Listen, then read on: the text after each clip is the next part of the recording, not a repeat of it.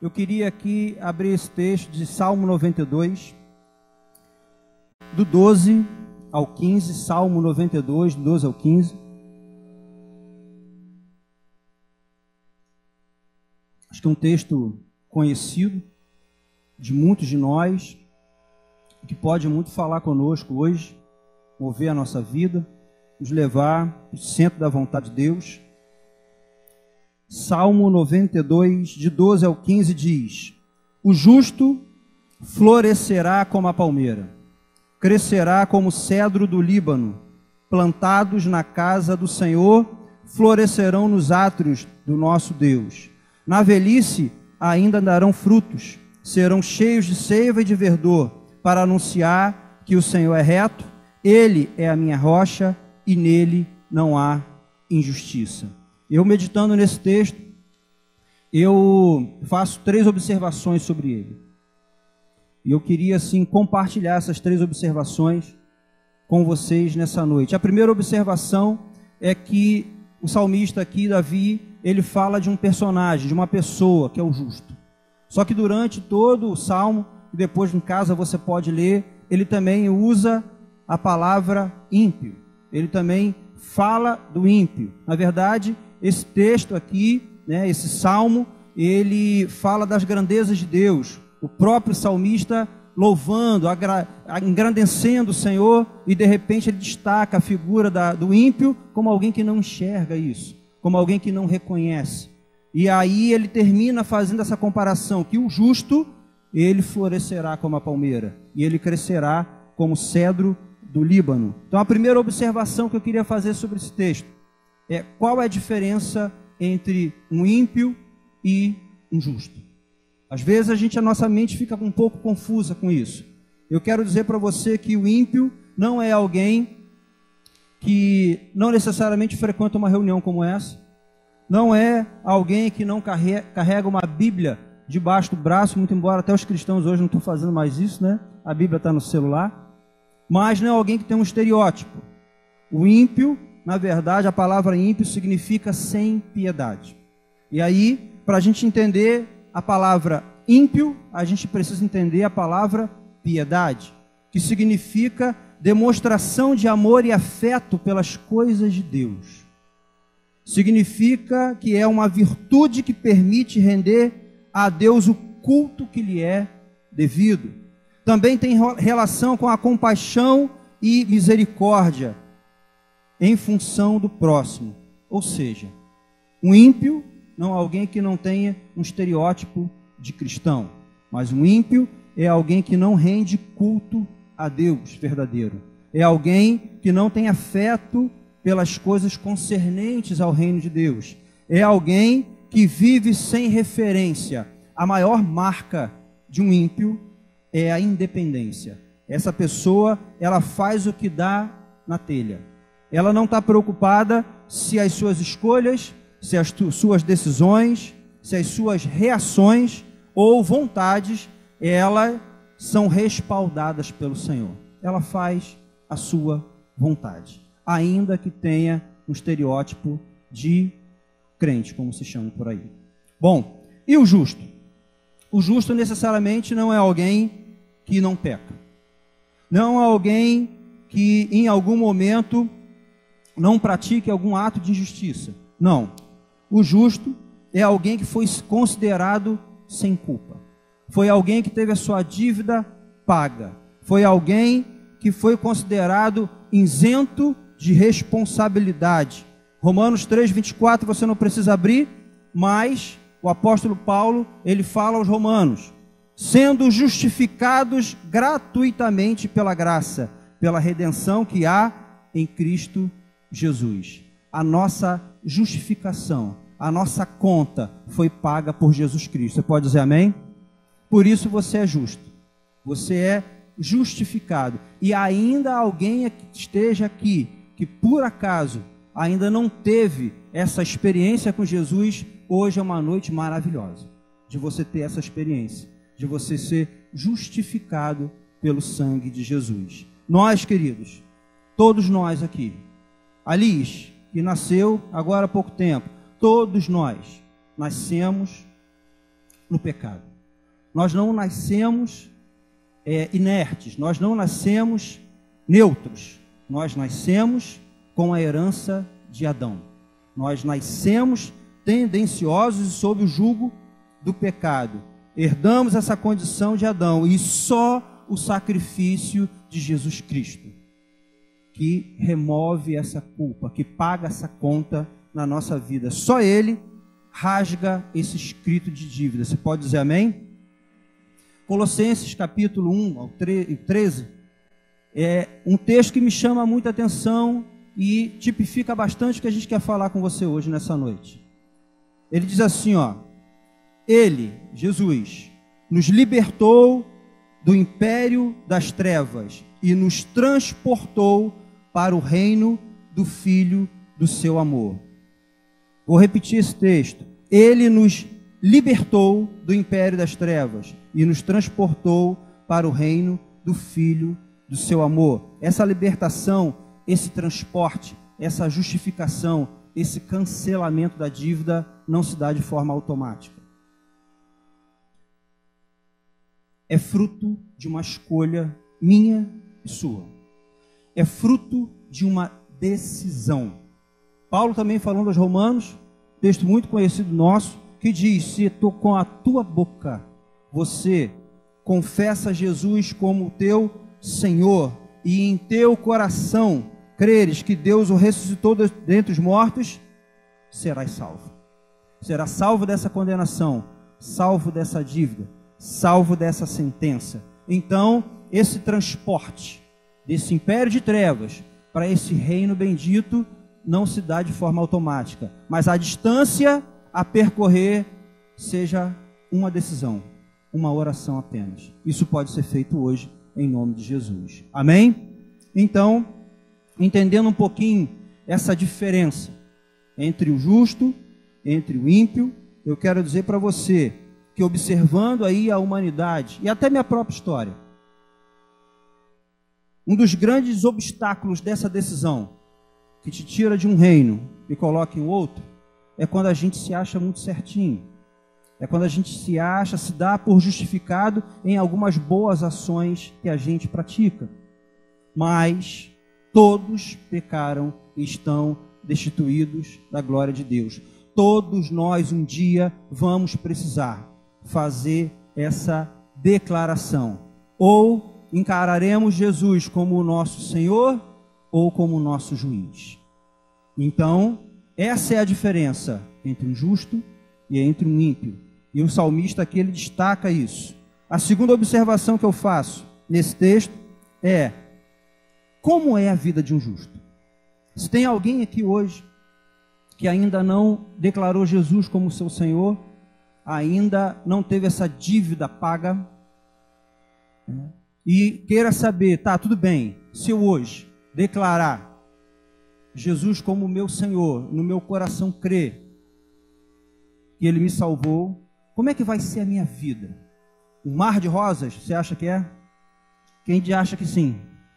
Mar de rosas? Vai ser tudo 100%? Tudo maravilhoso? Vai ser? Bom, o salmista aqui, ele faz uma comparação a duas plantas: a palmeira e ao cedro, que não é o nosso querido Lucas Cedro, né? É o cedro do Líbano. Bom, sobre a palmeira, é muito interessante, eu estava estudando um pouco sobre isso, são várias características. Do cedro também, tem várias características, mas sobre a palmeira eu destaco duas. Eu não sei se você já estudou sobre isso, procurou pesquisar, mas a palmeira, ela tem raízes profundas, que inclusive garante que ela possa sobreviver até no deserto do Saara. Então, independe do que está externo. Por causa das suas raízes profundas, ela subsiste. E uma outra característica também muito legal da palmeira é que ela suporta ventos fortes. Inclusive, quanto mais vento ela recebe, mais firme as suas raízes ficam. Mais resistente, mais robusta aquela palmeira vai ser. Bom, são várias características, mas eu destaco essas duas da palmeira. e do cedro. O cedro ele tem um crescimento lento, porém é constante. Isso te lembra alguma coisa? Não sei se vocês sabiam, mas quem gosta de planta aqui, de plantar, levanta a mão. Bira, eu sei que gosta. Quem planta não pode ser ansioso, né, Bira? Não pode ser, tem que esperar o tempo, né? Mas o cedro, quando você planta ele, nos 3 primeiros anos ele só cresce 5 centímetros. Para ansioso, isso aí não dá para plantar, né? 3 anos para crescer 5 centímetros. Porém, a sua raiz, nesses 3 anos, cresce 1,5 metro. O que Deus está falando conosco? Qual o nosso caminho como discípulo de Jesus? Bom, ele também, o cedro, as suas raízes, elas quando crescem, elas vão em direção ao lençol freático, às águas. Elas buscam a fonte. E aí no solo geralmente tem pedras, tem rochas, que seriam obstáculos. Mas as raízes do cedro, elas aproveitam aquelas pedras, se enroscam nelas e seguem em direção ao lençol freático. E aquilo que seria um grande obstáculo se torna como um grande alicerce, uma grande sapata, que deixa aquela planta, aquela árvore, muito resistente aos ventos, às queimadas e coisas suscetíveis. Bom, uma outra característica do cedro é a longevidade. As primeiras sementes elas começam a produzir sementes nos primeiros 20 ou 40 anos. Pode ser que uma geração passe, um filho nasça e venha a morrer talvez um pouco precoce, não veja a semente da árvore que ele plantou. Mas é uma planta que dura séculos. É uma planta de longevidade. E isso fala também um pouco, a gente quer comentar um pouco sobre isso. E a terceira característica do cedro é que a sua madeira, ela é feita para edificar. Davi usava as madeiras de cedro. Na Bíblia você via lá, eram feitos para fazer navios. Então a madeira é proveitosa, é útil. A sua cera era usada nos rituais de mumificação, para conservar aquilo que eles achavam que era precioso. A cera do cedro conserva o que é precioso. E a casca do cedro, ela servia para a cura da lepra. Então do cedro se usa muita coisa. Por isso que Davi, imagino que naqueles pastoreios dele, com as suas ovelhas, né, contemplando a natureza, e ele louvava ao Senhor, e ele olhava assim: poxa, um justo, alguém justificado, alguém do Senhor, é como essa palmeira aqui, porque suas raízes elas descem, elas vão até as águas, o vento bate e não derruba. É o famoso enverga, mas não quebra. Já ouviu falar nisso? Assim é a palmeira, assim é o justo, assim é o justo como esse cedro, que as raízes são profundas, demora um pouco para dar fruto, mas tem longevidade. A casca é útil, a cera é útil e a madeira é útil. Olha, queridos, dentro dessa minha segunda observação, eu olhando para o cedro, na verdade eu nunca vi um cedro, só o cedro aqui que eu vi. Eu não lembro de ter visto um cedro, mas as palmeiras já vi. Mas, entendendo esse texto aqui, eu chego a uma conclusão que Davi, ele está falando aqui, fazendo uma comparação com a vida do justo, sobre profundidade, perseverança e referência. E aqui que eu quero falar com vocês. Um cristão, um discípulo de Jesus, se você hoje se decidir entregar o teu coração para Jesus, você que está aqui hoje, você que está nos vendo aí, ainda não fez essa decisão, eu quero dizer para você, a tua vida vai ser como uma palmeira e como um cedro. E isso aponta primeiro para profundidade. Alguém que nasce no reino de Deus, naturalmente busca a presença dele e a vontade dele. Sim ou não? Quem aqui já nasceu no reino de Deus? As suas raízes, elas vão buscar a fonte. Quem é a fonte? Quem é a fonte? Jesus é a fonte. Conhecer o propósito eterno de Deus. Conhecer o evangelho do reino de Deus, aonde não temos um Jesus só como o nosso Salvador, mas como o nosso Senhor, como o nosso dono. Quando a gente entende essas coisas, isso nos garante para nós um alimento seguro e livre de contaminações. Outros evangelhos que são pregados, as nossas raízes, elas se aprofundam. Ser um cristão, queridos, profundo, significa permanecer em direção a Jesus, em direção à fonte. Você pode dizer amém? Você crê nisso? Mas ser também um cristão profundo significa praticar os princípios de Jesus. Ora, aquilo que você ouve, aquilo que você absorve, a expectativa que Deus tem para você é que você pratique, é que você obedeça. Não tem a ver com muito aprendizado intelectual, tem a ver com conhecer e experimentar Jesus. Amém? Um cristão com raízes profundas, ele se alimenta da fonte, porém aquele que é raso e superficial, ele está fadado a todo tipo de engano. Ele é levado para todo vento de doutrina. Agora isso aqui está legal, vamos fazer isso aqui. Agora isso aqui é legal, vamos fazer isso aqui. Mas um cristão profundo, assim como a palmeira, assim como o cedro, ele está enraizado em Cristo Jesus. Jesus é o fundamento dessa pessoa. Você pode dizer amém? Essas duas árvores, ou melhor, essas duas plantas, porque a palmeira não é considerada uma árvore, ela também me aponta para a perseverança. E aí é o testemunho que o Bira contou aqui dessa família que eu conheço muito bem. Quando iniciamos uma jornada com Jesus, algumas estações, elas vão mudar. Ou sempre é verão na nossa vida? Sempre é verão na sua vida? Tem a primavera também? Tem o outono também? E tem o inverno também? Tem. E essas estações, elas são cíclicas. Essas estações, inclusive, têm um propósito muito bem definido. Não é à toa. Mas eu quero dizer uma coisa para você. A gente não vai ter só dias ensolarados, dias calmos, mas teremos também dias de tormenta nessa terra. Jesus, ele disse o seguinte, em João 16:33, essas coisas vos tenho dito para que tenhais paz em mim. No mundo passais por... Repete. Quem é que está falando isso? Jesus. No mundo passai por aflições, mas tem de bom ânimo, porque eu venci o mundo, assim diz o Senhor.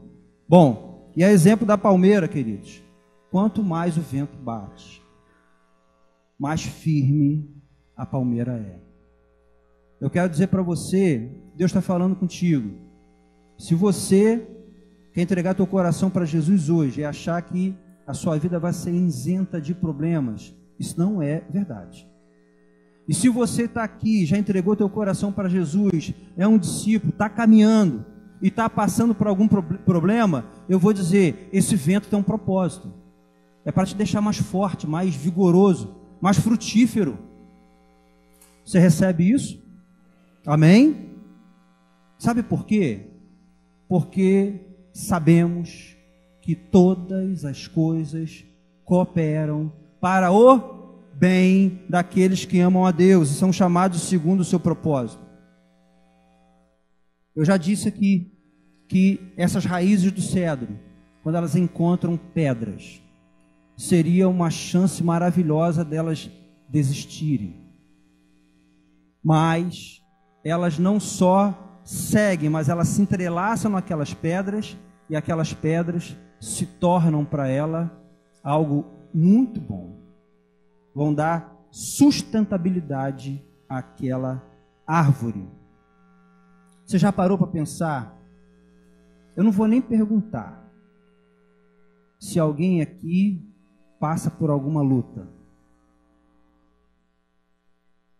Mas você já parou para pensar que essa pedra que você encontrou no caminho, essa luta, essa dificuldade, ela pode ser muito didático de Deus para a tua vida? Pode estar querendo levar você para níveis muito maiores de intimidade com Ele, para abranger mais o seu leque de relacionamento? Eu queria que você considerasse isso, porque o justo, ele crescerá como o cedro do Líbano. Você crê nisso? Bom, esse papo, amados, de que Jesus, eu vou vir para Jesus e agora vai ser tudo perfeito. Igual um amigo meu falava, está perfeito. Eu vou dizer uma coisa para você, nunca foi a pregação do Evangelho do Reino. Sabe qual é a pregação do Evangelho do Reino? Sabe o que Jesus pregava nessa terra? Sabe o que João Batista já dizia sobre isso? Que os discípulos continuaram pregando? Era: arrependa-se da sua independência. Entregue a sua vida ao governo de Jesus. Inicie uma nova jornada de semeadura na sua vida. É isso que Jesus quer fazer com você. Ele não está te prometendo vida mansa e tranquila, livre de qualquer problema. Mas Ele está dizendo que em algum momento, esses ventos, eles vão fazer muito bem para você. Eles vão te deixar mais robustos, vão te deixar mais firmes, com um propósito muito claro na tua vida. Amém? É claro, queridos, é claro que o nosso Pai é um Pai de amor. O nosso Pai, Ele nos supre? Claro. Ele nos acolhe? Sim. Ele nos perdoa? Claro. Ele nos restaura? Sim. Todo esse propósito aí está embutido no Evangelho do Reino. Claro. Isso é óbvio. Não quero apresentar aqui um pai austero, brabo, mas dizer para você que a gente não vai passar por aflições, isso é mentira. Porque o justo, ele florescerá como a palmeira, que tem os seus ventos, mas aqueles ventos, em algum momento, eles se revertem em força, em testemunho. Amém? O sofrimento não necessariamente é um limitador na tua vida, mas ele pode ser um grande aliado, se você ouvir o Espírito Santo. E se eu olho também para o cedro e para a palmeira, eu também penso na referência. Por quê? Ambas as plantas crescem até aproximadamente 40 metros de altura, muito alto. Enquanto no próprio Salmo 92, o salmista diz que o ímpio, ele até floresce, mas como a grama, como a relva, e o seu tempo de validade é curtíssimo. Ele também compara o justo como uma planta de longevidade, que tem um processo lento, crescente, e vai chegar a alturas muito grandes. E isso com um propósito. Eu falei para vocês aqui que acho que pessoalmente eu nunca vi um cedro, mas a palmeira já, eu me lembro do município de Iguaba Grande, desde pequenininho, descia ali o Morro do Governo, quando já pegava a lagoa, não sei se vocês vão lembrar, os mais velhos aqui, ali no centro de Iguaba tinha ali umas 3 ou 4 palmeiras enormes, que de longe você já via. Quem lembra aqui da construção da Via Lagos? Quando construiu a Via Lagos, você começou a passar pela Via Lagos, tudo fazenda, tudo mato, mas de repente você olhava à sua esquerda e você sabia que estava passando por Iguaba Grande. Por quê? O que você via de longe? As palmeiras. Eu quero dizer para você que quando Deus, Ele te amadurece, te faz passar por ventos, por lutas, e você cresce, você se torna uma referência. De longe, as pessoas veem Jesus em você. Você diz amém? Eu quero dizer para você também uma coisa, que se você começar essa jornada hoje, ou você que já começou, e todo todo depósito que Deus colocar na sua mala, todo vento que você passar, toda pedra que você encontrar, te habilita para você ser uma referência para outras pessoas. Não adianta, não tem como fugir disso. O que você está passando hoje de luta, de tribulação, vai produzir algo bom na tua vida, se você entender o propósito de Deus. Mateus 5,8 diz: bem-aventurado os limpos de coração, porque verão a Deus. No meio desse vento, no meio dessas pedras que te impedem no teu caminho, se você está com o teu coração limpo, você vai ver Deus nisso. Vai ver Deus trabalhando em você, te fortalecendo. Mas se o teu coração está contaminado por alguma coisa, se a tua raiz não está indo para os lençóis freados, está indo para outro canto, você não vai ver Deus, você vai ver o homem, você vai ver o teu patrão, você vai ver a tua esposa, teu esposo, teu filho, teu pastor, você vai ver um monte de coisa, mas você não vai ver Deus nesse processo. Então, eu quero dizer o seguinte, que aquilo que você está passando tem um propósito. 1 de Pedro 2,9, já estou terminando, diz o seguinte: vós, porém, sois raça eleita, sacerdócio real, nação santa, povo de propriedade exclusiva de Deus, a fim de proclamardes as virtudes daquele que vos chamou das trevas, lembra das trevas, para a sua maravilhosa luz. Aquele que faz esse transporte na sua vida, pega você aqui e traz você para cá, esse é Jesus Cristo, e ele tem virtudes.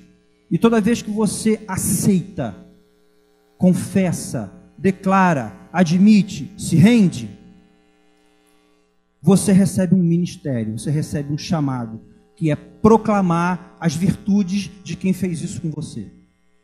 É o que está escrito aqui. E aí, queridos, eu quero dizer uma coisa também.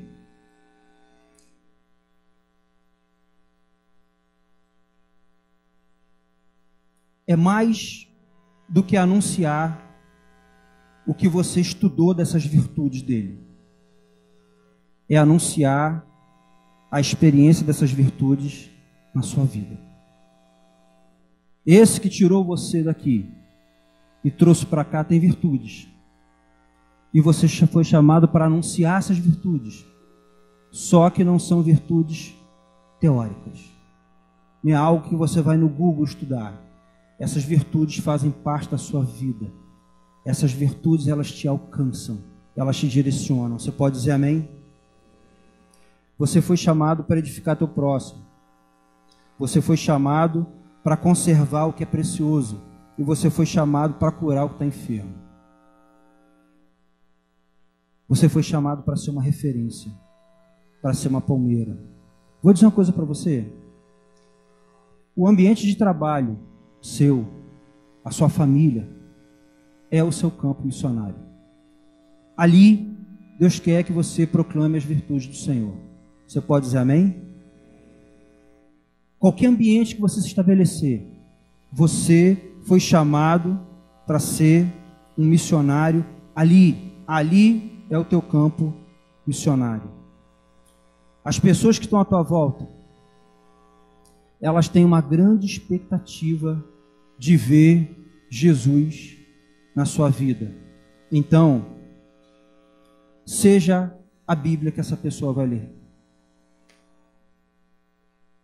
Mais do que dar uma Bíblia para ela, apresentei também, mas que essa pessoa leia Jesus em você, na forma como você reage, na forma como você suporta, na forma como você alegra o coração de Deus. Amém?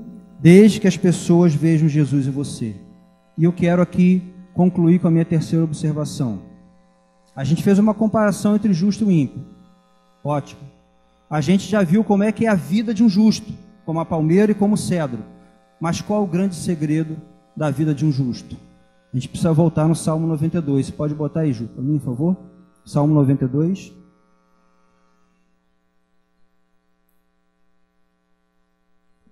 O justo florescerá como a palmeira, crescerá como o cedro do Líbano. Segue. Plantados na casa do Senhor.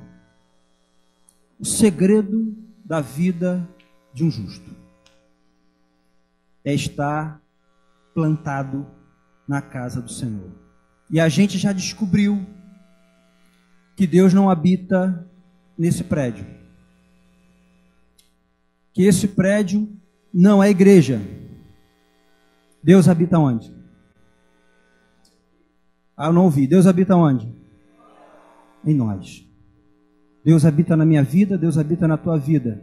Então, o justo precisa estar plantado aonde?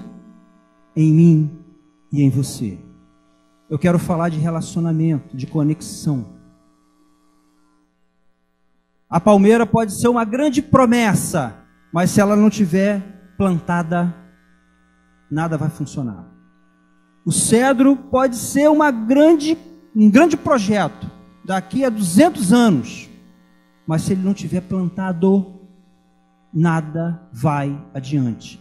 Todos nós precisamos nos relacionar como igreja, precisamos ser vinculados, precisamos estar juntos. Se o grão de trigo cair na terra e morrer, vai dar muito fruto. Mas se ele não morrer, vai ficar sozinho. Mas ele precisa estar onde? Na terra, plantado. Desde que eu comecei a caminhar com Jesus, que eu fui instruído pelos irmãos sobre os primeiros passos cristãos, alguém já falava assim para mim: olha, assim como a terra está para a árvore, é a igreja para o cristão. Entenderam? Assim como a terra está para a árvore, é a igreja para o discípulo de Jesus. Se tirar, morre. Nós precisamos estar vinculados, plantados nos nossos relacionamentos, muito bem vinculados. Um cristão só vai subsistir, crescer, multiplicar, plantado nos relacionamentos. Colossenses 1:27, e eu termino por aqui dizendo o seguinte: aos quais Deus quis dar a conhecer qual seja a riqueza da glória desse mistério entre os gentios, isto é, grava comigo, Cristo em vós, a esperança da glória. Paulo falando aos Colossenses, ele não falou assim, ó, Cristo em você, Guto, Cristo em você, Rony, mas ele falou Cristo em vós. Sabe o que é isso? Igreja. Cristo em vós, e eu me incluo nisso, é a esperança da glória, da visibilidade. Há quem diga que uma palmeira sobrevive no deserto, mas como junta 1, 2, 3 palmeiras, viram asas, onde as pessoas se deliciam, onde as pessoas se saciam, onde elas se abrigam. Eu queria que você ficasse de pé em nome de Jesus, que eu quero orar contigo. A igreja é a família de Deus. Jesus já teve um corpo físico nessa terra. Hoje ele tem um corpo espiritual. Enquanto você se ajeita aí, olha para cá. Esse corpo é perfeito? Essa igreja é perfeita? Perfeita? Não. Não é. Se você hoje tomar uma decisão por Jesus, você sabe que você precisa estar plantado, e você me perguntar assim, primo, todos aqui são perfeitos, eu vou me decepcionar alguma hora? Possivelmente, porque todos nós aqui estamos num trilho de aperfeiçoamento. Todos nós aqui estamos nessa condição, nesse desafio. E aí, queridos, mas eu quero te fazer uma pergunta. Aonde você encontraria amizades que permanecem contigo na hora da dor? Aonde você encontraria amizades que se alegram com a sua alegria e choram com a sua tristeza? aonde você encontraria amizades verdadeiras, que te aceitam do jeito que você é, que te perdoam com o seu pecado, que te falam a verdade. Não fala o que você quer ouvir, fala a verdade. Em qual lugar dessa terra você encontraria esse tipo de amizade? Vou te falar, só na igreja. Não existe. Sabe por quê? Porque Deus derramou na igreja o Espírito Santo. O que está aqui entre nós é maravilhoso. Somos imperfeitos, sim. A gente se relaciona, né? Se relaciona. Às vezes a gente fere o irmão, fala alguma coisa que não deveria falar, se comporta, é verdade. Mas não existe nenhum lugar na face dessa terra que você encontre amizades verdadeiras como na igreja do Senhor Jesus. Então eu quero dizer uma coisa para você. Como a igreja é importante. Eu estava ouvindo um podcast do Ademar de Campos, um irmão preciosíssimo, inclusive já ministrou aqui entre nós. E a pergunta que foi feita a ele foi o seguinte: Ademar, como é que você lida com a fama? Porque eu sei do teu coração, mas você se expõe, né, na mídia. Ele falou assim: o meu refúgio é a igreja. É ali que ninguém me pede autógrafo, ali ninguém quer tirar foto comigo, ali eles me amam do jeitinho que eu sou. Me confrontam, me abraçam. É alguém plantado na casa do Senhor. A mesma resposta Azaf deu, Azaf Borba também, um irmão preciosíssimo, cheio da graça do Senhor. Perguntaram ele a mesma coisa, ele falou assim: o meu remédio é a igreja local, aonde eu toco meu violãozinho e ninguém me aplaude, as pessoas louvam a Deus. É onde eu posso servir, é onde eu posso ser servido, é onde eu posso dar, onde eu posso receber.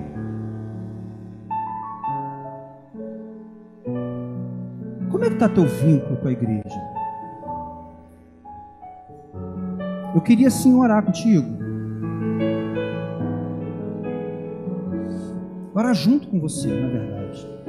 Minha primeira oração é sobre alguém que esteja aqui nessa hora e entendeu que está vivendo de uma forma ímpia, fazendo a sua própria vontade, e ela entendeu que o amor de Cristo conduz ela para o reino de Deus, e a distância é uma decisão que você pode fazer hoje.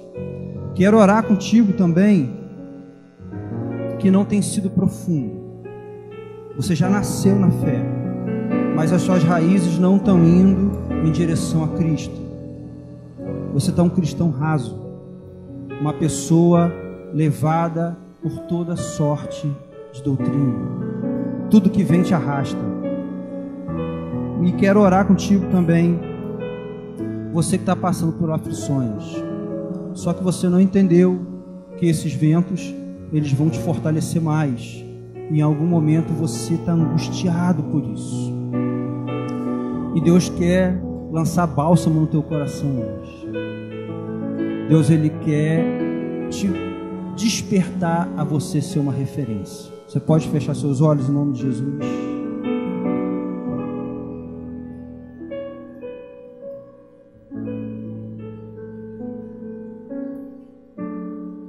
Comece a orar a Deus. Você que foi tocado por essa palavra, você que foi convencido pelo Espírito Santo, entendeu que hoje foi um encontro do Senhor sobre a tua vida, que você está andando assim, independente, longe. E se você quiser tomar essa decisão, vem aqui na frente que a gente quer orar por você. Se você está aqui e você se identificou como um cristão raso, alguém que está sem fundamentos muito claros, mas você quer se aprofundar em Cristo Jesus, a gente também quer orar contigo. Se você estiver passando por esses ventos e não está entendendo que é Deus, está aflito, com o teu coração aflito, vem aqui na frente também. Enquanto a gente canta essa canção, a gente queria orar por você em nome de Jesus.